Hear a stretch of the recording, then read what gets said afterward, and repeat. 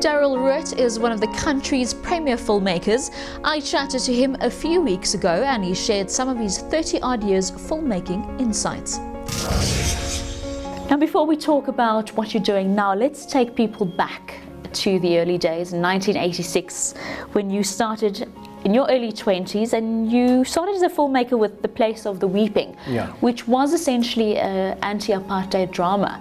It's only with hindsight that you realize how sinister the system was, you know, that there was complete control. So the SABC dominated everything, you know, and they controlled the content of everything, and the government also controlled the content of everything through them. And I was working as a young guy as like a runner on a TV show, and I was amazed at the content of the story, that it was not reflecting what was happening in our society. You liked challenging the status quo, because next up was The Stick.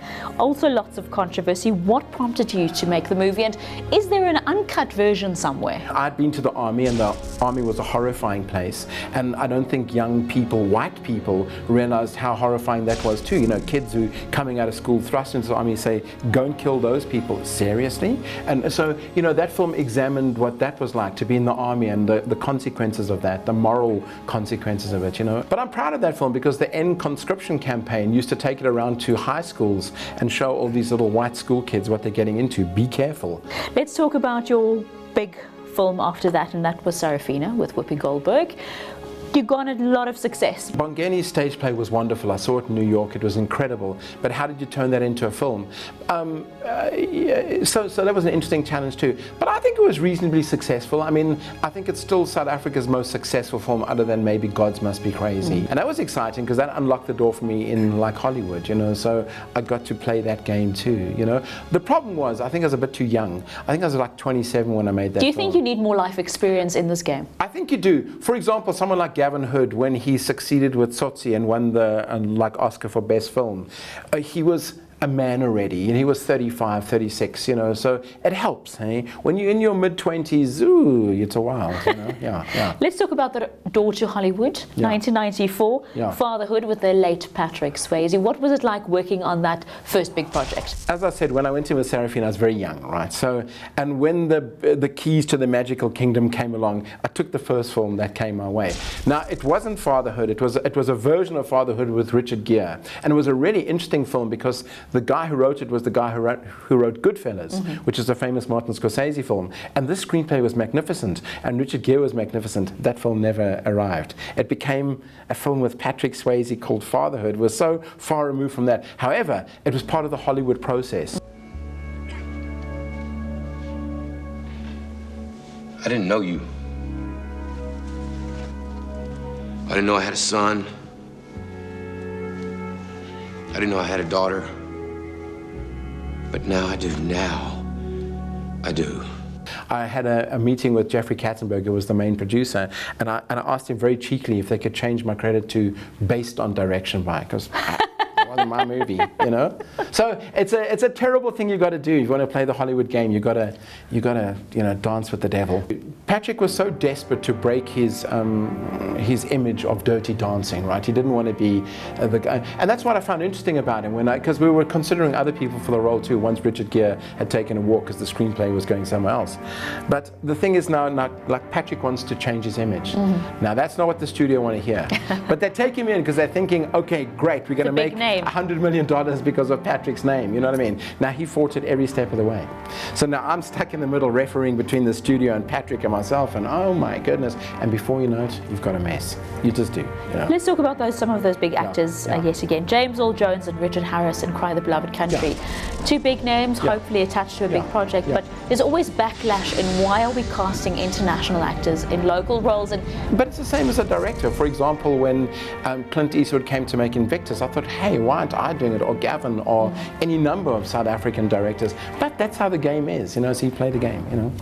It's a deadly game. You know? Now, part of the game is actually getting the films to South Africa. Dangerous Ground in '97 was distributed through New Line Cinemas in the US, but it never made its way here. Why are your films disappearing and not reaching our shores? You know, that's again is a complicated legal issue why that film never made it to South African shores, you know. You know, also again, not a very successful film. It could have been a breakout film, but again, I was playing the Hollywood game. I got caught between two studios, and the one said, come do it with Ice Cube, because Ice Cube has just made Friday, made a hell of a lot of money. Put him in that film, it's a surefire hit, blah, blah, blah. Where the other studio was saying, look, we can't offer you as much money, but we'll give you Samuel Jackson. I should have done it with Samuel Jackson. Whatever. Did you attend the Oscars when Yesterday was nominated? Yes, no, I went. And what was that experience? No, it was amazing. Is that the pinnacle of being a director, saying, I walk that red carpet? Everyone says, oh, it doesn't mean anything, but it means everything. Ask Gavin. Well, his Oscar unlocked a career that's amazing. He's had an amazing career now, Mine, unlocked a little door, so it kept me going for a long while, and I'm still going, So we keep going, Before we head into what you're doing now, of course, Jennifer Hudson played Winnie, and it was straight after her Oscar win. Yeah. But somehow the film didn't reach its full potential again. What do you think was the drawback there? We made that film 4 years ago now. It's crazy. It was during the last World Cup, when we had the World Cup here. And I think we made a remarkable film. I think it was amazing. I think Jennifer Hudson was stunning. I thought Terrence Howard was unbelievable. Are brilliant actors. Well, they were both amazing in the film. And the cut I made of the film was wonderful. Unfortunately, producers who controlled the money, they got involved, and before you knew it, that film just disappeared into oblivion. That film should have come out 2 years ago. It was before Long Walk to Freedom. I've seen Long Walk to Freedom now. I like Long Walk to Freedom, but Winnie is infinitely better, in my humble opinion. It is, But sadly, it just came out after. So timing is everything. It's a sad story, Films, it's hard being a filmmaker. It's not for the faint-hearted, eh? Let's talk about one of your last films. I actually had your cast and crew here from Alles Wat Malles. Why gravitate towards this lighter genre, specifically of Afrikaans films? Well, Afrikaans films are where it's at the moment in terms of South African filmmaking. Is it the genre to invest in? Well, it kind of is, because, and I've just done a really interesting one called Sian, which is about a boy who goes to the army. Funny enough, it's a companion piece to Like the Stick, but I explore it from a different point of view, and just trying to show that apartheid was awful. It was awful for black people. It was also awful for white people. If you were 17 and now suddenly you find yourself in the army, it's a more realistic portrait of being in the army when you're 17. A horrible, awful situation to find yourself in when you're 17 years old. You just want to be a kid, and they're saying kill. What? What's the future of film in South Africa? I think it's wide open. I think Afrikaans film is showing that there are local audiences that will support the film.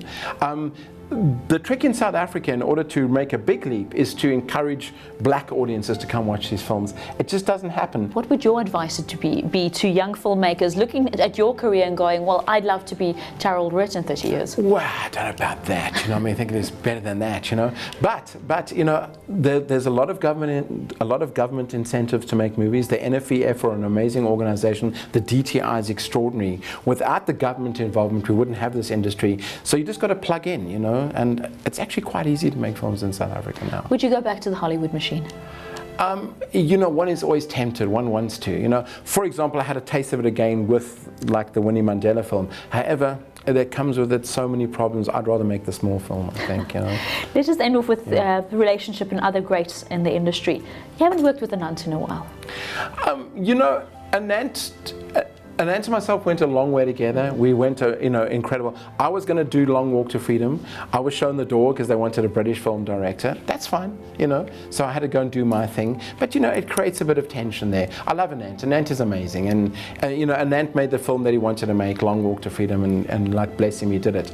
I really, truly, honestly believe, and don't shout at me, Anant, if you ever get to see this, I'm looking at all the cameras, I should have made that picture, or Gavin should have made that film, or a South African should have made that film. That film director did not understand that movie. And I just thought Idris Elba was so awkward in that film. And that's why it never won the Oscar. And it should have, and it could have, and it could have been huge,